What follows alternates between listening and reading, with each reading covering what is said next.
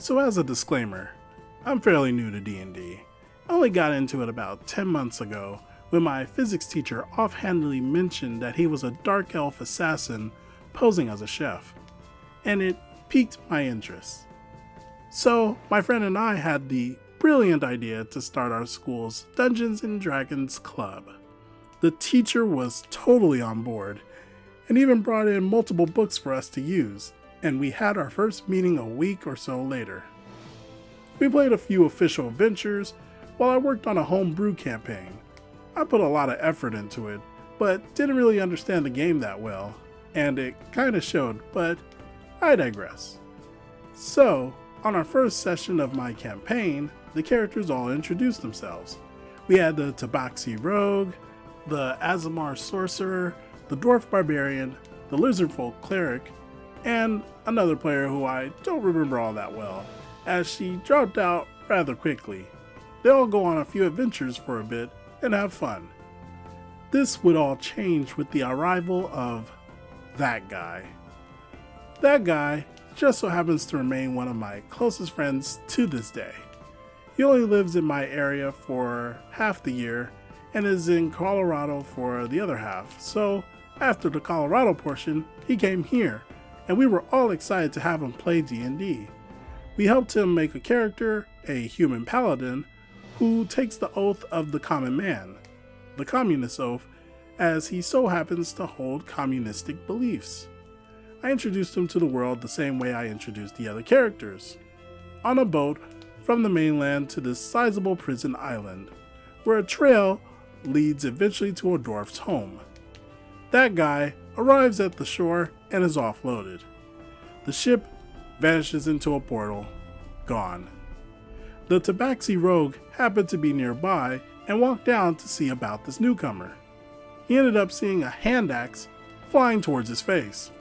Apparently, that guy hates cats, as they were his former oppressors as members of the upper class on some island he made up. Okay, I think. He's new. I'll let it slide for now and see how this plays out. The Tabaxi retreats to the home of the dwarf, where the rest of the party is. He stammers something about almost being killed when that guy walks in, and somehow convinces everyone that he didn't try to kill anyone. He and the cat become almost instant enemies.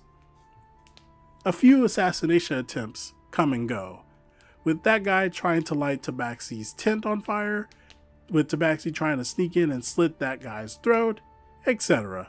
It was fun for a while, but eventually got kind of old. Then they got to the bridge. I made this encounter thinking it would take 10 minutes tops. It took 2 hours. So the players come across a dilapidated but intact bridge.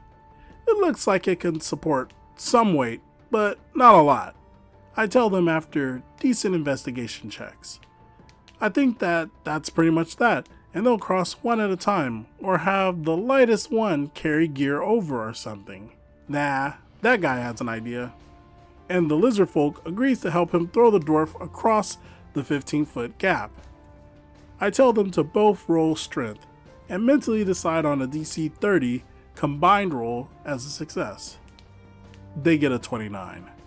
The dwarf sails majestically across, and it looks like he'll make it, but his fingers brush just short of the ledge, and he falls a good 5 stories into a river below, and, barely surviving the fall, is rapidly swept downstream.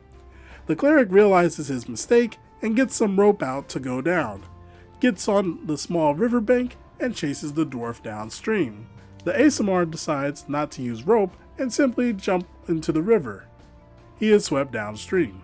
Now, Tabaxi, an actual intelligent player, decides to test the bridge and crosses it. Halfway across, that guy gets an idea. He moves to cut down the bridge. In 2 hand axe swings, he brings the bridge down. Think of the scene from Indiana Jones and the Temple of Doom. The Tabaxi barely manages to cling onto the bridge using his claws, and holds on, later using his climbing speed to get up the cliff. Meanwhile, the dwarf and Aasimar rush downriver, being chased by lizardfolk, who is drastically losing. The dwarf regains his senses, and is able to swim his way to the shore with a nat 20. The Aasimar starts to rush by him, and Dwarf sees him from a distance. He ties the rope quickly to his javelin and chucks it at him, shouting, "Catch my javelin!" The Aasimar is surrounded by water and hears, "Snatch Rablin!" The Dwarf gets such a miserable roll that he ends up hitting the Aasimar in the shoulder, but this allows him to painfully pull the poor guy to shore. After they get out of that mess, with a lot of ropes and high athletic checks, we all pause to applaud that guy's efforts to kill Tabaxi, but tell them to probably stop, as it's seriously interfering with the amount of time things should ideally be taking to have any story progression at all. Like that was gonna happen. That guy from Colorado will return. I actually like the extreme rivalry between players. I do understand how it can be a hindrance to the actual game, but it still sounds kinda interesting. I'm curious as to what you guys think about having party members out to kill each other.